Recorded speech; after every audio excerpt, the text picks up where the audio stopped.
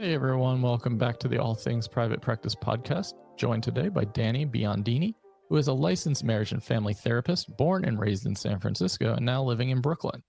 They served as a core faculty and department chair of a graduate program for MFT students and as an adjunct professor at the University of San Francisco, the San Francisco Center for Psychoanalysis, and Brooklyn College.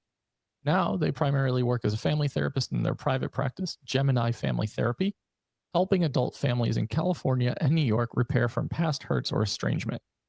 They are also launching an online program that teaches theories and tools around how to repair from family estrangement. The program is called Prepare to Repair. Danni, buongiorno. Welcome to the show.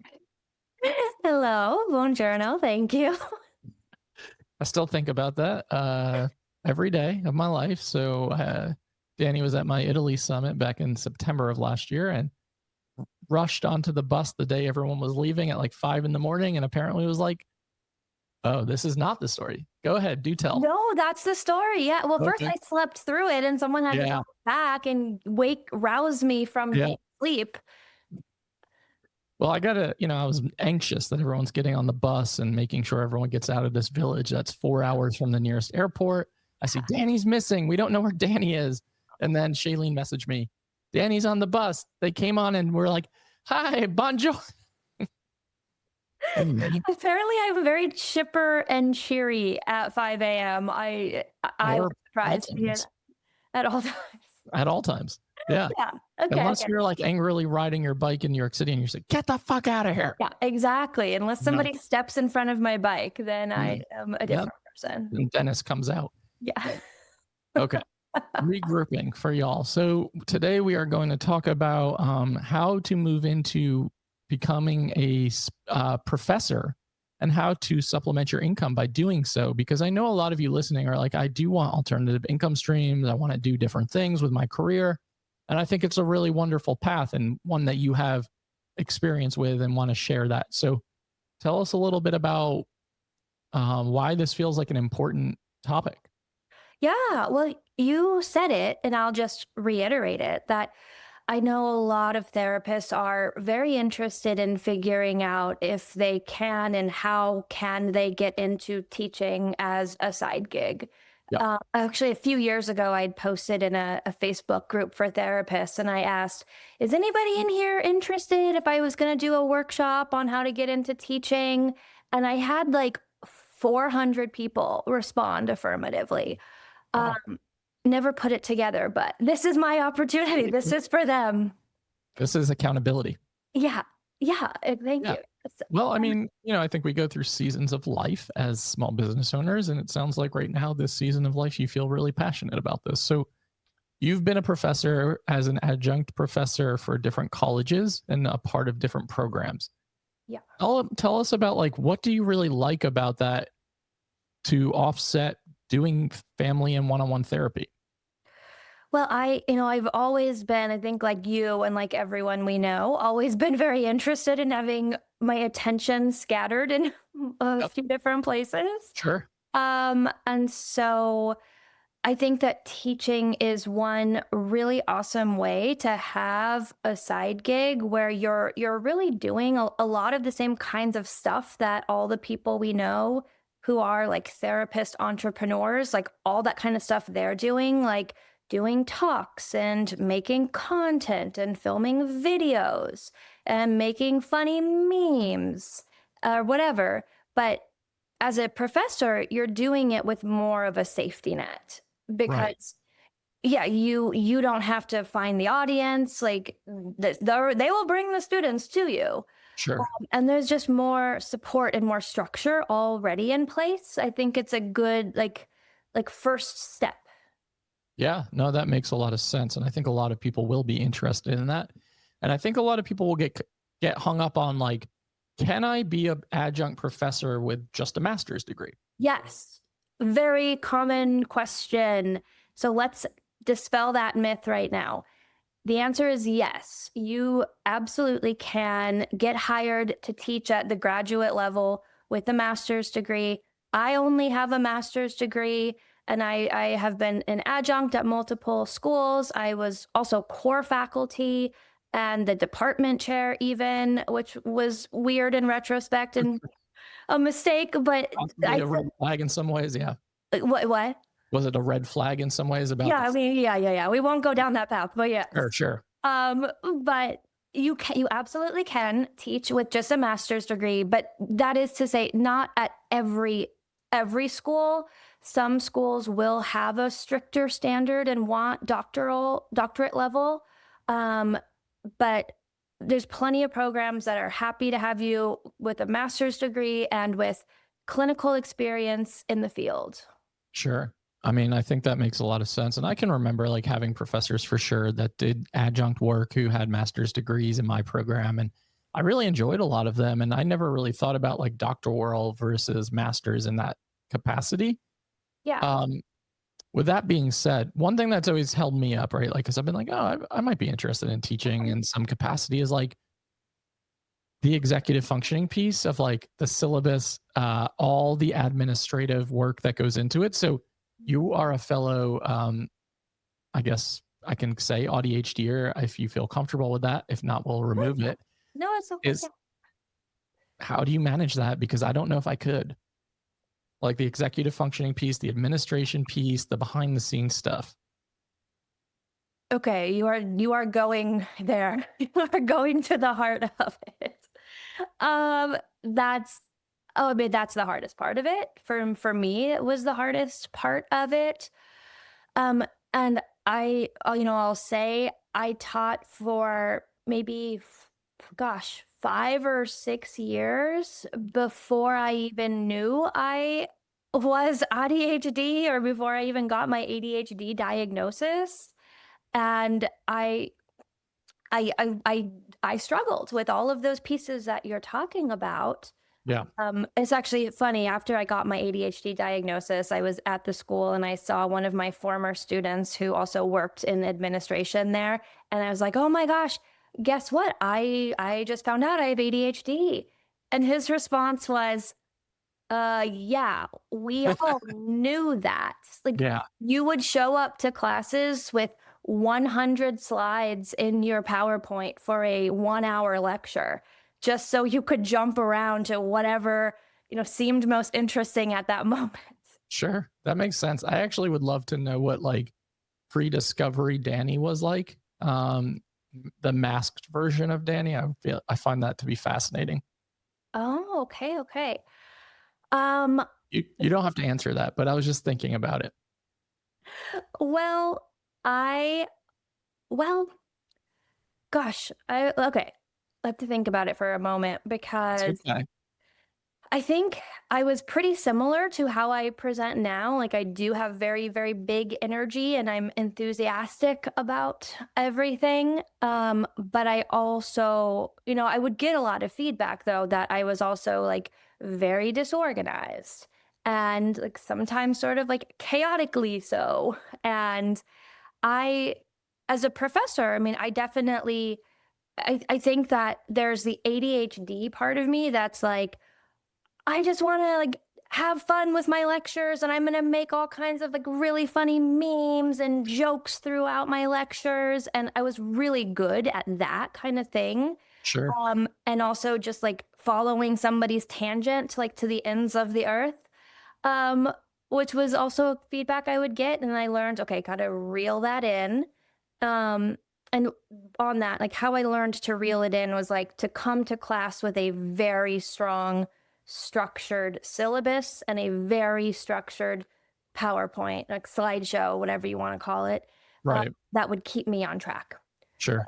Besides the ADHD part of me, I think there's also what I've come to realize is my more autistic side too, which is like I want to deeply research my special interest and talk about it in depth Mm-hmm. for like the entire 3 hours. Sure. So like I'm not going to come and just do like a surface level lecture. Like we are going to go as deep as possible into this. Hard to do in an hour sometimes. Yeah. Yeah. I mean, and that's why like my classes would often just be so packed with like my psychopathology class was like, we are going to examine every diagnosis, every disorder from 4 different lenses. Sure. We're going to critique the DSM from a historical perspective and talk about the rise of the biomedical model and look at alternative frameworks and look at trauma and like so on and so on. And Sure. I think people kind of did come out of my classes like in like a swirl, like what was that like whirlwind, like tornado that just hit? hmm So I mean, I can see that in some aspects for sure, and I'm sure some people also really enjoyed like the passion that you brought to the classroom. Oh, yeah, yeah, yeah. Yeah. Absolutely. I mean, I would get a lot of positive feedback about my enthusiasm, my passion, like Right. my clear like love for the topics and my For knowledge sure. was really deep. Yeah. But I'd also get feedback like literally like I had students that were like, "Danny, like you're too much." And like the way you approach this material, like it's too much, it's too fast, it's too deep. Like, Right. you know, So how do you find the balance in that? oh yeah. Um Or is that still searching for? Well, I think still the search. I'm still now putting together courses. I'm creating my online course right now that's separate from any institutions. Right. And I have that same balance that same struggle where I'm like, Sure. I'm teaching about it, repairing family estrangement. But first, like I have personally read about like every single book on estrangement, which is not that many, so it's not that a lot, but it's like a dozen, let's say, every journal article I could find. And I am now going to give you the entire history, every theory, every person who has ever said anything on this topic. Mhm. And I'm realizing, dude, that's not what people actually want. You just want to come in and have me say, like, there is hope. You can repair. Here are some basic skills and tools. Yep. I agree, and I think that there's probably a way to strike that balance between like passion and deep interest in research, right? And like deep diving it. And maybe that can be like an offshoot of the course of like, hey, if you want to deep dive deeper and really go into the research and have these deep analytical philosophical conversations, like here's this track.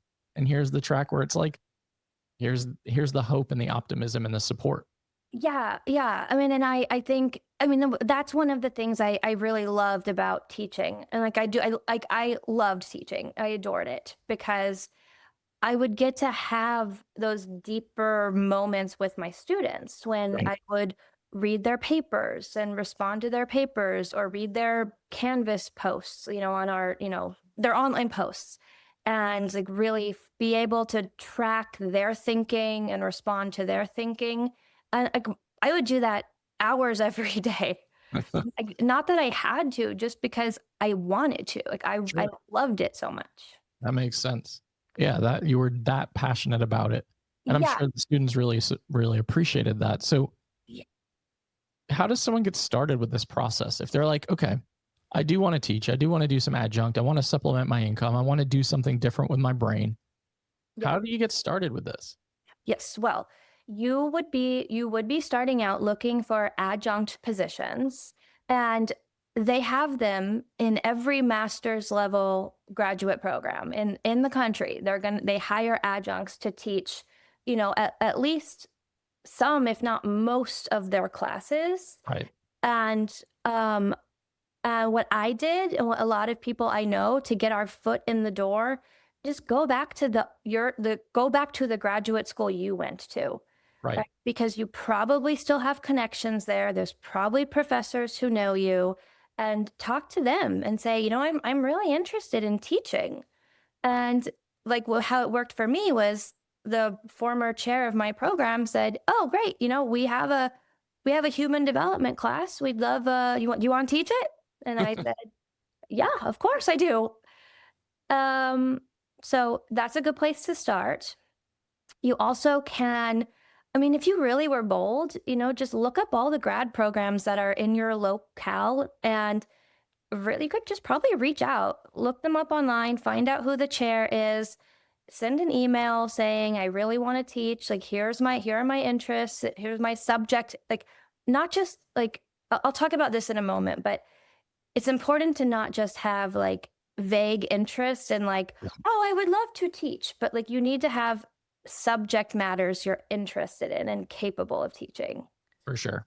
That makes a ton of sense. Instead of being vague And instead of like, if you're going to take that approach, I imagine, don't just like throw out the same email to every single person you reach out to. Be really specific about why you want to work at this institution, what you want to teach, what you feel passionate about, and what you feel like you would bring to the table. Yeah, I mean, that would be ideal. Yeah. If you did all that, but also like I was in the position of chair, like hiring adjuncts, and I will tell you behind the scenes, we were pretty desperate to hire. Sure. Like it's actually very hard to find therapists who want to adjunct. I think in part because a lot of people just feel like, oh, that's not for me. I could never do that. I don't know enough. Right. Um, and also in part because let's be real, this is another thing we've got to talk about. The pay. The pay. Yeah. The pay is not good. You don't do this like to make a ton of money. You really Sure. do it because you love it. And or it's interesting to you. You want an opportunity to be creative in this way. I think some people also do it for the status. Like it's like this is a very neurotypical thing that I don't understand personally, but Sure. I think there's like a status associated to being Just one say that I'm a too. professor. Yeah, Yeah. yeah, Yeah. That probably tracks. I also cannot relate to that. yeah, Like openly share that often. Um, I yeah, mean, I'm glad you touched on the pay because I was definitely going to ask you about that. yeah. And I guess another question people might be having is, can an adjunct, and it sounds like it can already based on you becoming a faculty chair, but can an adjunct lead to like a permanent tenured position Yeah. or a Yes. permanent position? Yeah, yeah, yeah. It can. In my experience at the schools I've been at, that's much more likely going to go to somebody with a doctorate, but it's clearly not always the case. It Sure. depends on the school. I mean, I taught at a school that was very anti-establishment. Like, we don't care about credentials or accreditation or any of that. I mean, of course, they had like the basic Sure. ones you need to have. Okay, don't sue me. But, they otherwise, like, they didn't care so much about that Sure. stuff. Yeah. Well, Um, I think that makes sense. Like that not every institution in this country is going to be the same and have the same like concerns about maybe bureaucracy or like doing things a certain way.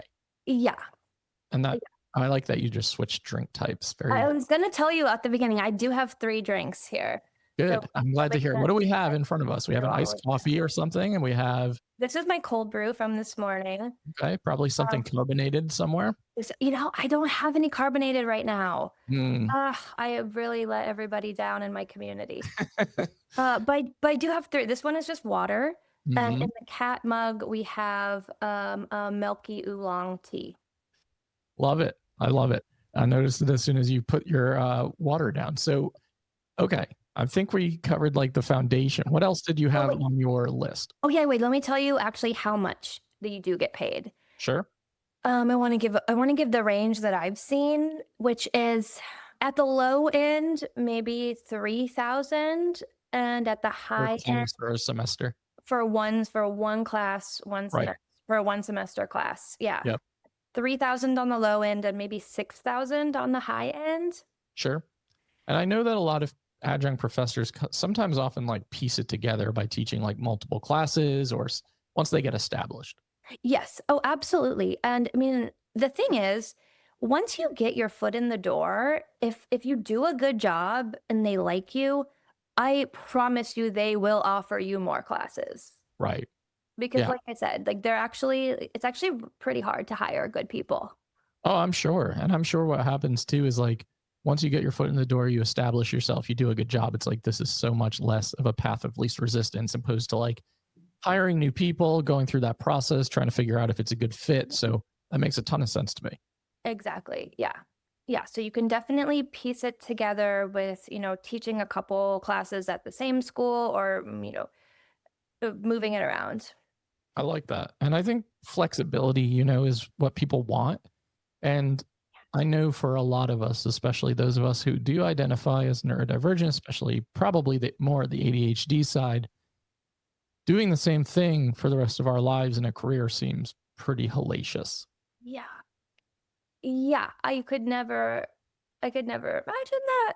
And I mean, that's really why I wanted to teach initially I mean, I already was a therapist. I was already a program director at the agency I worked at. Then I had a private practice. And then I was like, yeah, now add teaching. But I mean, to be fair, like if there are any of my former students who listen to this and they're like, yeah, dude, that's part of the problem though, is that you were doing like 5 things at once.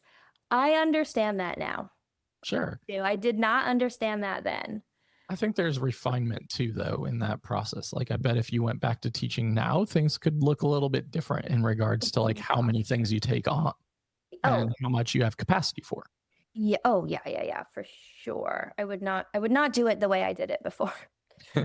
Um, But I think that's a good growth lesson. I mean, honestly, and I think for those of you listening, like probably relatable in a lot of different ways. yeah, I mean, Patrick, for you, this it's a lesson. It's a constant lesson, and it's a constant like check and balance, unfortunately. But like just trying to honor for those of us who have diminished and limited capacity, like where do we put our energy? How do we pace? How do we like protect our spoons? How do we like set boundaries? How do we not say yes to every idea and opportunity? And I've gotten a lot better at it, but it's still a challenge. And I think it's about it just acknowledging that it's a growth point and not just like it's not a finite point either. Yeah. Well, Anything else that you want to add for those that are listening about any of this? yeah, yeah. Let me see. How much time do we have? A couple minutes. Good. We'll Okay. probably get wrapped up. So I'm gonna just go back to my notes to make sure I cover everything. Sure. So I did want to come back to a point we briefly touched on, which is that when I would talk to people who wanted to teach in our program, a lot of them I'd say like, okay, yeah, what are you interested in teaching? And they would say things like, oh, well, I really want to teach the supervision or like clinical skills. And I was kind of like, that's not really how it works. Like most programs do have some version of supervision, but that's probably already taken by the core faculty because it's a really easy gig and they just want that. They've already claimed it. Of course. I think you have to be prepared to really teach subject matter. Right. And so what I would recommend is that you look up, what are the common classes taught at the master's level? And it's going to be some version of all the same things like human development, psychopathology, research methods, law and ethics, child therapy, couples therapy, multicultural counseling. And then figure out like where your interests as a therapist align. Right. That makes a lot of sense. Instead of just going for like the core classes that are obviously going to be taken, being much more specific and probably somewhat flexible in terms of like, what am I willing to teach and what am I going to be interested in, especially at first? Exactly. And I think it helps a lot if you do that work ahead of time and present yourself to the person hiring as, I am a therapist. I have all this, like what I did was like, I have all this experience as a school-based therapist working in high schools in San Francisco, and I've trained in child psychoanalysis. So given all of that, I feel qualified to teach a human development class Right. because I have the clinical experience and the theoretical knowledge to teach about development. Sure. No, that makes great sense. And I think for those of you listening, like trying to embrace that if this is something that you want to embark upon, because it does sound like a great income stream and also just a great way to use creativity and connection and just a different part of the brain. Because again, the monotony of session after session to me sounds like absolute tedium, and I don't think I could ever do it again. No, no, no. I mean, this is the first time in my life that I've really only been doing my private practice, but that's just because I burnt out so deeply. I've been in recovery from it. I get But that. otherwise, like I'd still be teaching because like I said, I think it's so rewarding. Both like as a neurodivergent person, like it just like scratches that itch in my brain for like, I want to constantly be learning and talking about ideas with people. That makes so much sense. I'm glad that you named that. Um, if the audience wants to find you and connect and take this program that you're creating, how do they do that? Okay, you can find me on Instagram as Gemini Family Therapy. That's it. I mean, or go to Okay. my website, sign up for my email list, Yes. What is that? GeminiFamilyTherapy.com. Perfect. And we'll put that in the show notes so that you have access to it for those of you who are listening and interested in connecting with Danni. Danni, it's always a pleasure. I hope, the rest of the day is fun, full of bike riding and multiple drinks. Thank you so much. Okay, bye, Patrick. Thanks for coming on. And to everyone listening to the All Things Private Practice podcast, new episodes are out on Saturdays on all major platforms. Like, download, subscribe, and share. Doubt yourself. Do it anyway. And we'll see you next week.